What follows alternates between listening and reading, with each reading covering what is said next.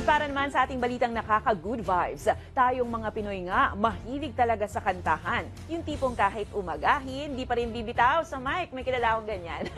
Pero ang iba, imbes na mainis, tila nag-enjoy pa sa kanyang naririnig. Bakit kaya?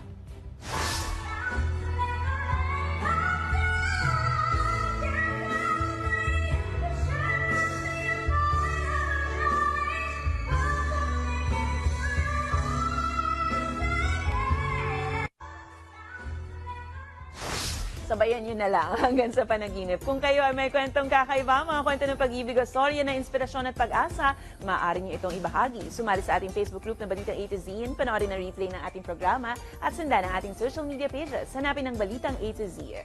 Ang ating pabaong quote of the night ay mula sa 1991, Nobel Peace Prize laureate na si Aung San Suu Kyi. Ayon sa kanya, masusukat ang sistema ng hustisya base sa proteksyong maibibigay nito sa mga mahihina.